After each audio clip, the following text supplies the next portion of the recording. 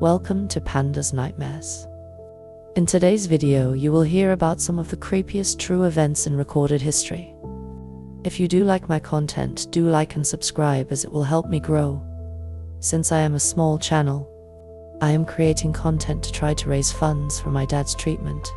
So if you want to support his ongoing battle, the GoFundMe link is in the description section below. Thank you so much for watching, I really appreciate it. And now let's get started. Enjoy. Story 1. The story of Delphine Lalaurie is still one of the most horrifying and unnerving things that comes to mind when we're talking about shit that actually happened. Delphine Lalaurie, a name whispered with fear in the streets of New Orleans, once held the reputation of a high society socialite. But behind the grand facade of her lavish mansion lay horrors unimaginable. Born in 1787, she led a life of prestige, marrying 3 times. Her last husband, a much younger physician. But in 1834, a fire tore through her mansion, and what rescuers found inside forever stained her legacy.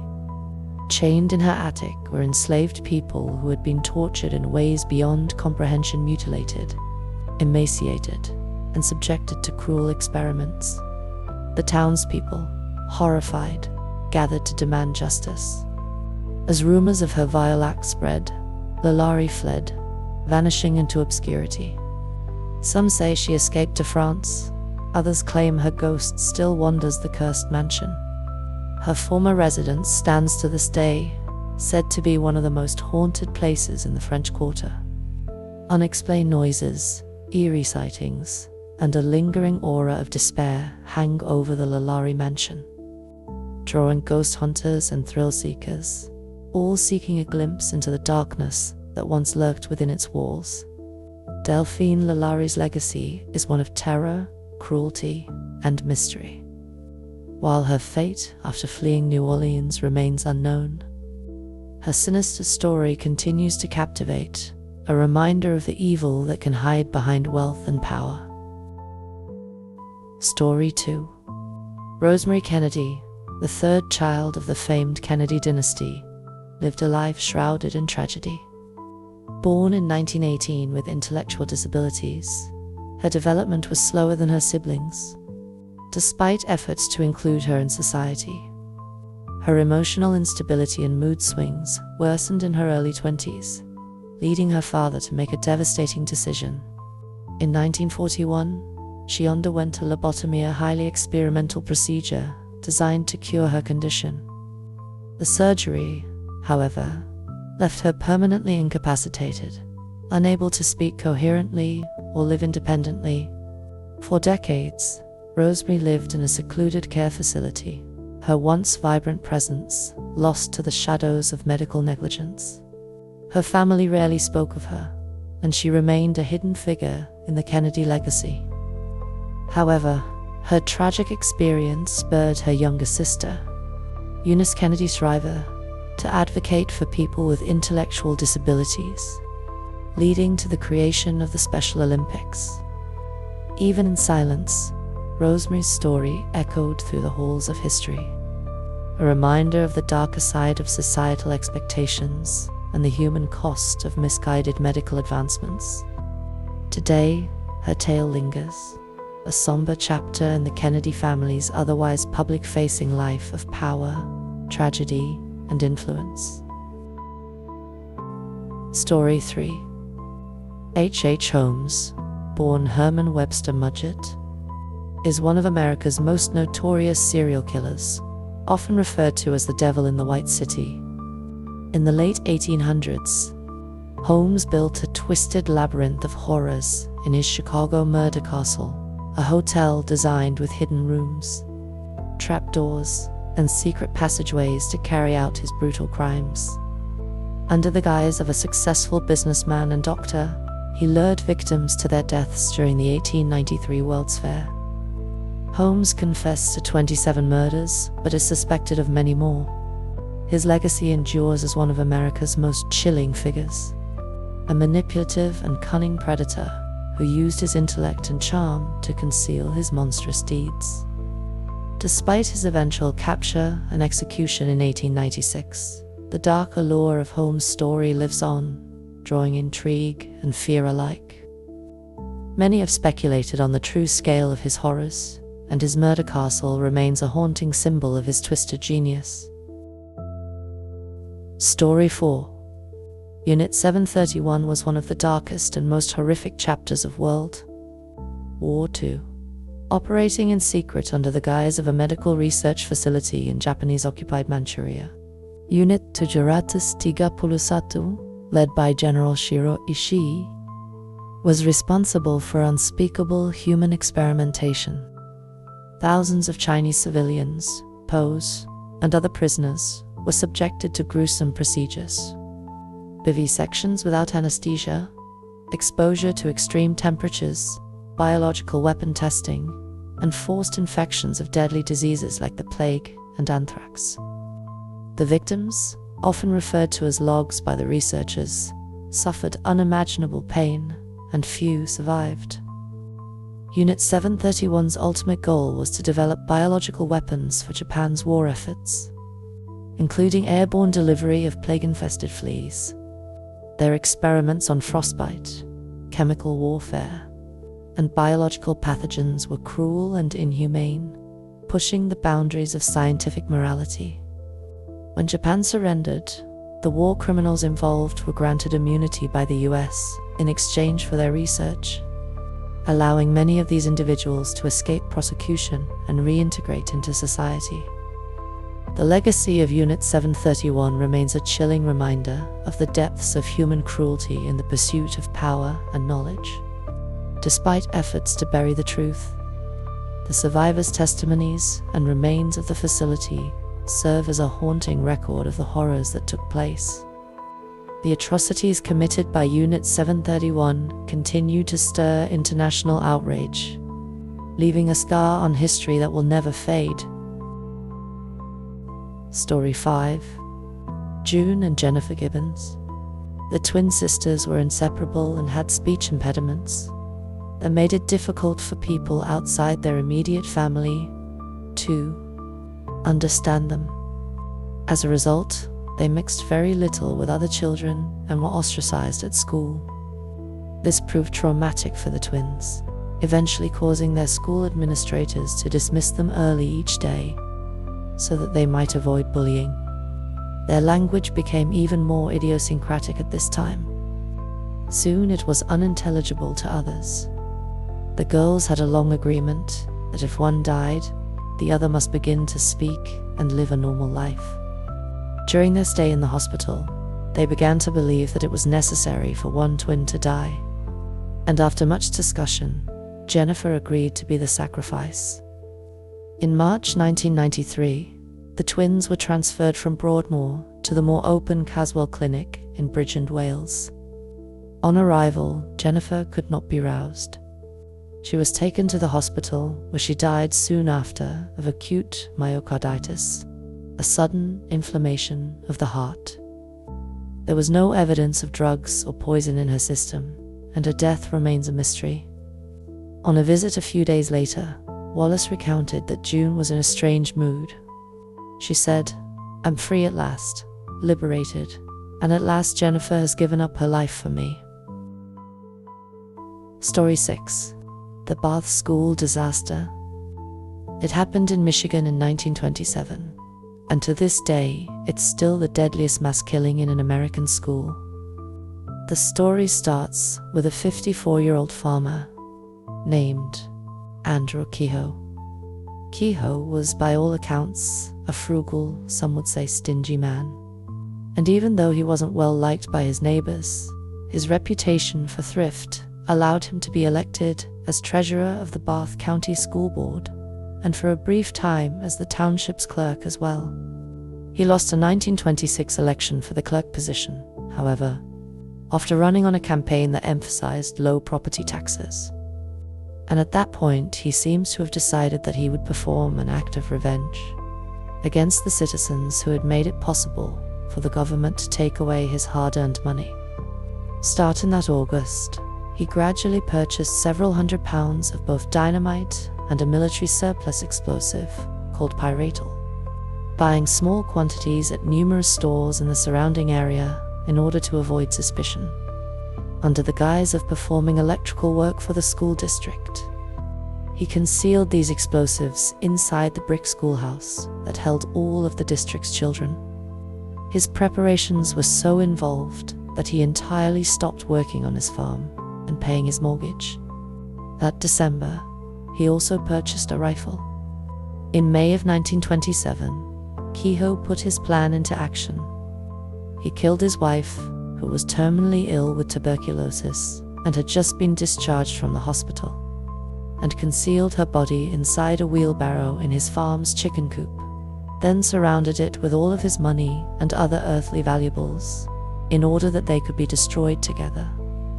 He then set about systematically sabotaging everything on his farm, cutting the wire on all his fences to render it unusable, killing the trees that shaded it, slicing through all of his grapevines at the root, and then wiring the stems back into place, so that nothing would seem amiss to a casual observer, and placing massive firebombs inside every structure on the farm. He also used wire restraints to hobble the legs of his 2 horses inside his barn, to prevent them from escaping from it once the bombs went off, and filled his truck with large quantities of explosives and metal shrapnel. Finally, he started a fire inside his home, and when the volunteer fire brigade arrived, he rode off and told them that they should leave, as they were his friends and they would soon be needed at the school. At 8:45 that morning, 15 minutes after the start of classes, an alarm clock that Kehoe had rigged as a detonator triggered the explosives he had concealed inside the north wing of the schoolhouse. A similar device in the south wing failed to activate, but the result of the one successful explosion was more than bad enough. In an instant, the entire north wing of the schoolhouse lifted several feet into the air, and community members miles away were jostled by the shockwave. Burning children were thrown through the windows of their classrooms, and the roof collapsed on top of those still inside. A local resident named Monty Ellsworth, who arrived at the scene shortly thereafter, described it thus: "There was a pile of children of about 5 or 6 under the roof, and some of them had arms sticking out. Some had legs, and some just their heads sticking out. They were unrecognizable because they were covered with dust, plaster, and blood. There were not enough of us to move the roof. The efforts of more than 100 frantic men were not enough to lift the roof off of the children. So Ellsworth volunteered to go home to his farm and get a thick rope that could be used to drag it off of them. On his way there, he passed his neighbor Kehoe on road. Kehoe favored him with a big smile and a cheerful wave. When Kehoe arrived at the scene, he beckoned the school superintendent, whom he hated, over to his carriage. Witnesses saw the 2 struggling over Kehoe's gun, and then Kehoe fired a shot that triggered the bomb inside his carriage, spraying shrapnel into the crowd of rescuers and instantly killing both himself and his rival. Eventually, the townspeople were able to clear enough of the wreckage to remove and treat all of the children who were still alive. They also discovered the second timer and the more than 500 pounds of explosives that it was meant to detonate. You can see a picture of them here. In total, Kehoe killed 43 people that day: his wife, the superintendent, 4 bystanders who were too close to the truck bomb, including an 8-year-old boy who had escaped from the first explosion, and 38 people who had been inside the school, all but 2 of whom were children between the ages of 7 and 14. 58 others were seriously injured. Kehoe's body was claimed by his sister and secretly buried in an unmarked grave. The only explanation he left behind was a sign wired to a fence post at his farm. It read, "Criminals are made, not born." Whenever I think about the Bath school disaster, I'm always taken aback by Kehoe's behavior. It's one thing to just snap in anger. While that's terrible, it's at least something you can understand on one level or another. But for more than half a year, Kehoe lived among these people, made small talk with them, and tipped his hat in the street. knowing that soon he would do his best to take all their children from them in one terrible morning of blood and fire. And as if that weren't enough, the sheer spite on display in every detail of his actions is just breathtaking. He went well out of his way to ensure that nothing he left behind would be of any use to anyone from that point forward. The horses didn't tax his land, but because someone might ride them after he was gone, they had to die. The vines didn't hurt his pride, but because they might nourish someone after he was gone, they had to die. He methodically sowed everything in his life with salt, and even his own death ensured that the survivors would gain no understanding or closure from his passing. Story 7. A man named Richard Parker is a character in a book. In 1838, Poe's only novel was published, the narrative of Arthur Gordon Pym of Nantucket. Partway through the book, the crew of a ship called Grampus finds themselves with a busted boat and no food or water.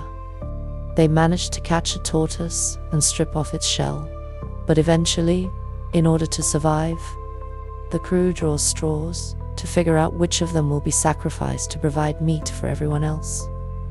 The death straw goes to a former mutineer named Richard Parker, who is promptly stabbed to death. His head, hands, and feet thrown overboard. You can read the whole grisly thing here. This keeps the floating Donner Party alive a little bit longer, but the 2 remaining crew members are still on the brink of death when they're finally rescued. 40 years later, this happens. In 1884, a yacht named the Mignonette left England, headed towards Sydney, Australia. The yacht wasn't really made for trips around the world, so it shouldn't have been a surprise to anyone when it sank in a storm. The 4-man crew barely escaped in a lifeboat, but they definitely didn't have enough provisions for survival. They did catch a turtle and eat it, but just like their counterparts in the 45-year-old Potel, they needed more if they were going to be found alive when a rescue boat found them. One man, a 17-year-old named Richard Parker, fell overboard and then made the mistake of drinking seawater to attempt to quench his thirst. Parker started going downhill fast, and that's when his fellow survivors decided they would kill him to ensure their own survival. The men had considered drawing straws, but they figured Parker was so far gone they might as well kill him and drink his blood while it was fresh, instead of risking the contaminated blood that might occur if they just waited for him to die due to illness. After stabbing Parker in the throat with a penknife, the 3 men devoured him. They were rescued a few days later. Story 8. The story of Grigory Rasputin and the circumstances of his death. It goes roughly like this. Rasputin was a very large man, standing 6 feet 4 inches, 1.93 meters, and was a sort of advisor to the royal Romanov family of Russia. He repeatedly healed their fragile hemophiliac son, or so it is reported. He never really belonged to any specific sect per se, but was said to be a holy man. Many rumored him to be an agent of the devil or some possessed being. Pictures of the dude are creepy. Anyway, among political strife and rumors that Rasputin was seeking more power, he was ordered to be killed. He was given a nice meal laced with enough poison to kill several men. After a while, with no reaction, they promptly shot him in the back. Rasputin fell, but regained his strength and attacked his assailants. He was shot again in the head and beaten vigorously. They then wrapped him up and threw him in the Neva River. Later, it was discovered that Rasputin had attempted to claw out of the ice and finally drowned. This guy, rumored to have supernatural powers, along being very large and creepy, survived thorough poisoning.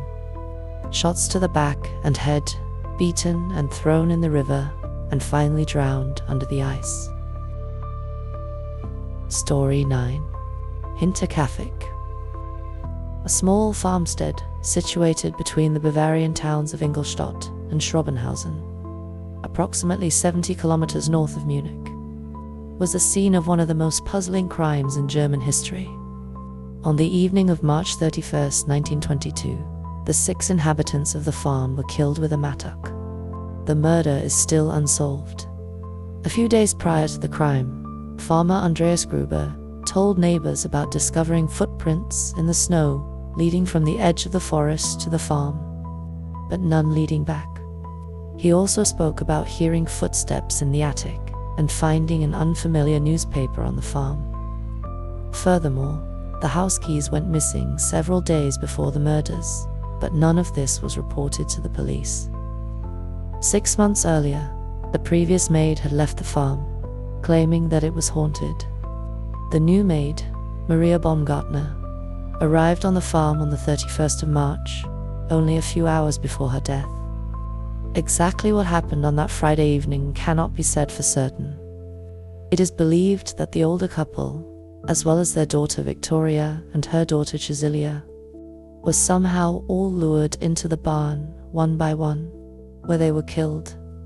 The perpetrator S then went into the house, where they killed 2-year-old Joseph, who was sleeping in his cot in his mother's bedroom, as well as the maid, Maria Baumgartner, in her bedchamber. The police first suspected the motive to be robbery and interrogated several inhabitants from the surrounding villages, as well as traveling craftsmen and vagrants. The robbery theory was, however, abandoned when a large amount of money was found in the house. It is believed that the perpetrator S remained at the farm for several days. Someone had fed the cattle and eaten food in the kitchen. The neighbors had also seen smoke from the chimney during the weekend, and anyone looking for money would have found it. Story 10. Shanti Devi was born in Delhi, India in 1926. From the age of 4, she claimed to remember details of a past life of a married woman in Maruthia named Lugdi Devi. She also remembered being married to a man named Kedarnath and dying 10 days after giving birth to a child. Eventually, her headmaster found a merchant named Kedarnath living 145 kilometers away in Maruthia, who verified every single one of these details.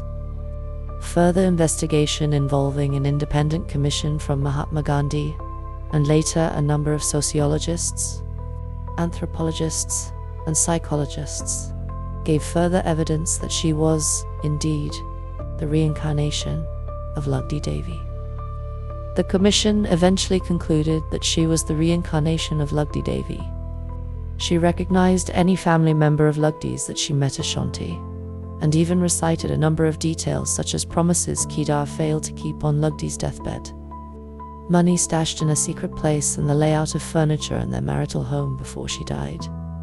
So far, there has been no scientific explanation of this case, and many scientists still dismiss it and similar cases as fraught. That is all for today. If you have enjoyed this video, do like and subscribe. If you want to help in my dad's fundraiser, I would truly appreciate it. Hope you have an absolutely amazing day. You can also check my other videos on screen.